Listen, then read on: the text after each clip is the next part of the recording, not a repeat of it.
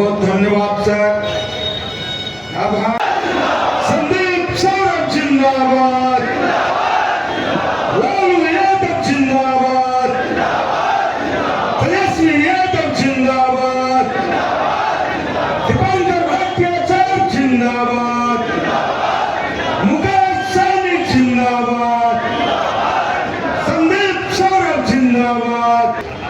मंच पर उपस्थित भाकपा माले के राष्ट्रीय महासचिव कॉमरेड दीपांकर भट्टाचार्य जी, मंच पर उपस्थित राष्ट्रीय जनता दल के वरिष्ठ नेता, विधानसभा के पूर्व स्पीकर हमारे अभिभावक उदय नारायण चौधरी जी, मंच पर मौजूद भाकपा माले के पोलित ब्यूरो के सदस्य और काराकाट लोकसभा क्षेत्र से इंडिया गठबंधन के उम्मीदवार कॉमरेड राजा राम सिंह जी, मंच पर मौजूद इस्लामपुर के माननीय विधायक राकेश कुमार रोशन जी, हिलसा के पूर्व विधायक और राजद के प्रवक्ता हमारे शक्ति सिंह यादव जी, मंच पर अजीत कुशवाहा जी जो डुमरांव के विधायक हैं, हमारे विधायक साथी रामबली सिंह यादव जी, मंच पर मौजूद मसौढ़ी की विधायिका रेखा देवी जी, अमरजीत कुशवाहा जी, मंच पर उपस्थित हमारे सभी सम्मानित नेतागण, सीपीआई के राजकिशोर प्रसाद जी, सीपीएम के नेता जनार्दन प्रसाद जी, रवि ज्योति जी कांग्रेस पार्टी के वरिष्ठ नेता, गोपाल रविदास जी, नीतू जी, महागठबंधन परिवार के सभी सम्मानित हमारे नेतागण, सभी सम्मानित कार्यकर्तागण और आज इस विशाल रैली में आए हुए आप तमाम बड़े बुजुर्गों को, हमारे अभिभावकों को, नौजवान साथियों को, माताओं बहनों को और समूचे नालंदा वासियों को मैं अपनी तरफ से इस गर्मजोशी भरे सभा में आपके आगमन के लिए, इतनी लंबी सभा में यहाँ टिके रहने के लिए आप सबको प्रणाम करता हूँ, सलाम करता हूँ, लाल सलाम करता हूँ। और लंबे समय से लोग बात सुन रहे हैं। वक्ताओं ने कहा कि आज हिंदुस्तान किस तरह की चुनौतियों का सामना कर रहा है, और अगर एक लाइन में 2024 के चुनाव को समझना है तो हमें लगता है कि 2024 के चुनाव में यह तय होना है कि हिंदुस्तान के भीतर 2029 में चुनाव होगा कि नहीं होगा, यह तय होना है। एक पूरी ताकत लगा दी गई है देश के भीतर, जनता ने जिसको चुना उसको तोड़ लिया जा रहा है, खरीद लिया जा रहा है। जो ना बिके, ना टूटे, उसको जेल में डाल दिया जा रहा है। आपने देखा कि झारखंड के मुख्यमंत्री हेमंत सोरेन जी बगैर कोई दोष साबित हुए जेल में डाल दिए गए। दिल्ली के मुख्यमंत्री अरविंद केजरीवाल जी कोई दोष साबित नहीं हुआ है, जेल में डाल दिए गए। तो देश के भीतर विपक्ष को खत्म करने की साजिश चल रही है इस दौर में। और जब विपक्ष नहीं बचेगा, जब विपक्ष के तमाम नेताओं के ऊपर ईडी और सीबीआई लगा देंगे, जब पूरा मीडिया लगा देंगे, आप सिर्फ विपक्ष से सवाल पूछने के लिए, सरकार से सवाल नहीं पूछेगा मीडिया, तो वैसे दौर में इस देश का लोकतंत्र, देश का संविधान निश्चित तौर से खतरे में है। उसको बचाने का सवाल है। तो एक तरफ इस चुनाव में हमारा देश का लोकतंत्र, बाबा साहब भीमराव अंबेडकर का संविधान खतरे में है, और ऊपर से भाजपा वाले नारा दे रहे हैं कि अगर 400 पार चले जाएंगे तो संविधान बदल देंगे। 3 चरणों का चुनाव भाजपा के लोग देख रहे हैं, और नालंदा में 2 दिन पहले इसी जगह पर एनडीए का प्रत्याशियों का जिस तरीके से जनता ने खारिज कर दिया था, हम उससे कहना चाहते हैं कि हिंदुस्तान की जनता और बिहार की जनता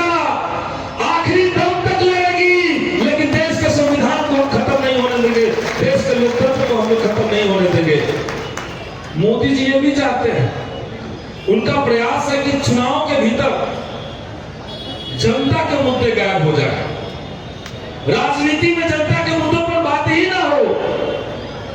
कायदे से 10 साल हो गया था सरकार का, चुनाव हो रहा था, तो सरकार को चाहिए था कि 10 साल में आपने क्या किया इसका हिसाब देते, जनता को बताते कि हमने महंगाई कम किया कि नहीं किया, युवाओं को आप बताते कि आपने रोजगार का कोई उपाय किया कि नहीं किया, महिलाओं को बताते कि उनके मान सम्मान के लिए आपने क्या किया, उनको बराबरी और हक दिलाने के लिए आपने क्या किया।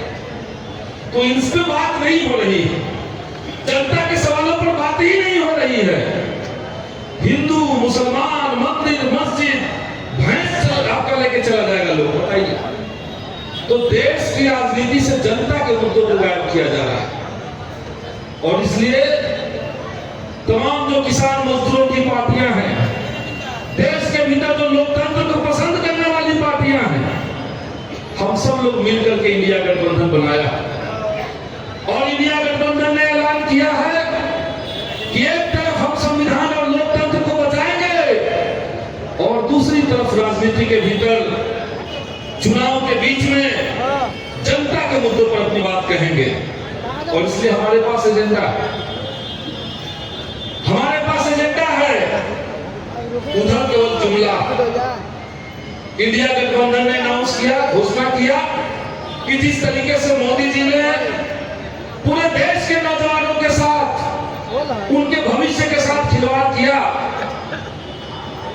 अगर देश के अंदर इंडिया गठबंधन की सरकार आएगी तो सबसे पहले हम लोग नौजवानों का विरोधी अग्निवीर योजना समाप्त करेंगे और सेना में परमानेंट बहाली चालू हो जाएगा, पहले की तरह बहाली चालू हो जाएगा। देश के भीतर 30 लाख सरकारी नौकरी के पद खाली, 30 लाख सरकारी नौकरी के पद खाली हैं। और जो हमारे नौजवान साथी हैं, जो युवा हमारे हैं, जो हमारे छोटे भाई बहन हैं, इंटर बीए एमए करके लोग बेरोजगार बैठे हुए हैं। ये क्यों हो रहा है? ऐसा क्यों है कि सरकारी नौकरी के पद खाली हैं और नौजवान बेरोजगार घूम रहे हैं? सरकार बदल जाएगी अगर 6 महीने के भीतर देश के 30 लाख पदों को भरने का काम किया जाएगा, युवाओं को पक्की नौकरी मिलेगी। ये एजेंडा है जनता का, ये जनता का मुद्दा। आपने देखा देश के किसानों के साथ क्या किया गया। 14 में कहे मोदी जी कि 2022 आएगा तो किसानों की आमदनी डबल कर देंगे। 22 तो आ गया, 24 चल रहा, 24 आ गया, किसानों की आमदनी डबल नहीं हुई। अब भाजपा वाले लोग कह रहे हैं कि 2047 आने दीजिए। एक कार्टून हम लोग देखते हैं, एक आदमी गधा के ऊपर बैठ करके और डंडे में गाजर लटका देता है, गधा गाजर देकर के आगे बढ़ते जाता है और गाजर भी आगे बढ़ते जाता है। तो मोदी जी देश की जनता को यही समझ लिए। 2014 में कहा गया कि 22 आने दीजिए, आमदनी डबल कर देंगे, और 24 में कहा जाएगा कि 47 तक रुकिए, यानी 47 तक हमको लगातार जितवाइए चुनाव, तब जाके डबल होगा। और हो क्या रहा है? किसानों को आमदनी डबल करने के नाम पर हमने देखा कि आज नालंदा जिला में जितने हमारी नदियां हैं सब विलुप्त हो रही हैं, सूख रही नदियां। नदियों से जो सिंचाई का पानी किसानों को मिलना चाहिए था, उसका संकट है। खाद के दाम आपने बढ़ा दिए, खाद का पैकेट छोटा कर दिया, डीजल पेट्रोल का दाम बढ़ गया, बिजली का दाम बढ़ गया, तो कृषि में लागत बढ़ गया। लेकिन कृषि में जो फसल का दाम होना चाहिए, उसके लिए न्यूनतम समर्थन मूल्य तय होना चाहिए, वो तो नहीं हुआ, उसमें तो बात नहीं हो रही है। किसान हमारे अगर सरकार से मांग कर रहे हैं तो उनकी हत्याएं हो जा रही है, बैरिकेडिंग हो जा रहा है। तो इसलिए इंडिया गठबंधन ने तय किया कि अगर हमारी सरकार बनेगी तो हम एमएसपी की गारंटी करेंगे, और ये मोदी वाला फर्जी गारंटी नहीं रहेगा ये जनता वाली गारंटी रहेगी, इंडिया गठबंधन वाली गारंटी रहेगी। हमने देखा जिस गांव में भी हम लोग घूम रहे हैं, गांव देहात के लोगों में एक भारी परेशानी है, बिजली बिल का परेशानी है कि नहीं है? बिजली बिल का परेशानी ग्रामीण इलाकों में गरीब किसान मजदूर के परिवार में जाइए, सबसे बड़ी चिंता उनकी है कि हर 5 महीने में, हर 6 महीने में 10,000 का 12,000 का बिजली बिल आ रहा है। आ रहा है कि नहीं आ रहा? आ रहा है। तो बिजली बिल आ रहा है और 2 दिन बाद कोई अधिकारी आकर के बिजली का तार नोच देता है, FIR कर देता है, 50,000 फाइन कर देता है।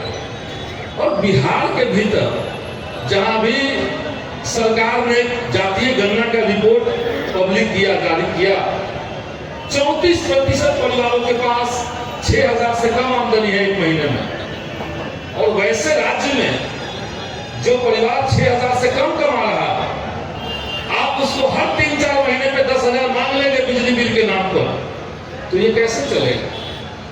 बिहार विधानसभा में हमने मांग उठाई, हमने सरकार को कहा था कि आप बिहार के भीतर जिस तरीके से पंजाब में और दिल्ली में गरीबों को बिजली मुफ्त में मिल रहा है, वैसे बिहार के अंदर भी लागू होना चाहिए। बिहार में तो ज्यादा गरीबी है, यहाँ तो होना ही चाहिए।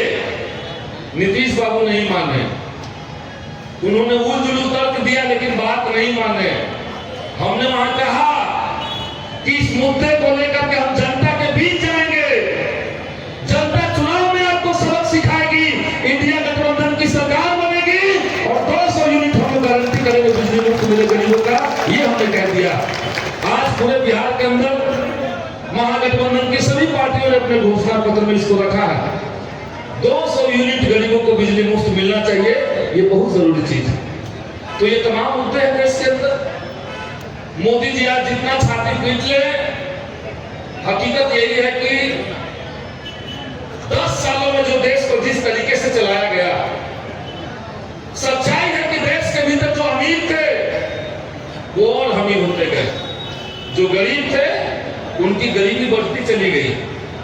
अभी एक रिपोर्ट आया था कि मोदी का जो आर्थिक नीति है उसके बीच में देश की स्थिति क्या है। भारत के 22 अमीर लोगों के पास इतनी संपत्ति इकट्ठा हो गई है जितना संपत्ति देश के 70 करोड़ जनता के पास है। ऐसे देश चला रहे हैं। 70 करोड़ जनता की संपत्ति की बराबरी 22 अमीर लोग कर रहे हैं। किसी को आपने कितना अमीर बना दिया? आप गरीबों का टैक्स लूट रहे हैं, गरीबों को महंगाई में धकेले और पूरा पैसा समेट करके कुछ हाथों में देते रहे।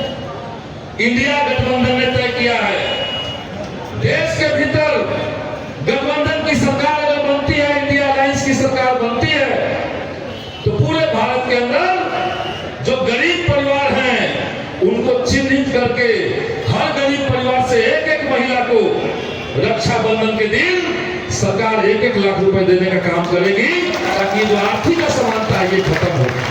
गरीबी जो है उसको मिटाना पड़ेगा, और गरीबी मिटेगा रोजगार दे करके, गरीबी मिटेगा गरीबों की मदद करके, उनको हक अधिकार दे करके, हिंदू मुसलमान करके नहीं मिटेगा। तो हम जनता के मुद्दों पर है, जनता के सवालों पर है, और इस बार पूरे देश के अंदर, नालंदा के अंदर लहर चल रही है कि जो जनता के सवालों पर बात करेगा, जनता उसी के साथ खड़ी रहेगी। जुमलों पर जनता आपके विश्वास नहीं करने वाली है, कोई जुमला जनता को टिकाएगा नहीं। और इसलिए समय काफी चला जा चुका है। आप तमाम लोगों से हम ये कहेंगे कि इस बार का चुनाव देश के लिए, देश की जनता के लिए और राजनीति की परिभाषा के लिए बेहद अहम चुनाव। इस चुनाव में पूरी ताकत लगा देना होगा।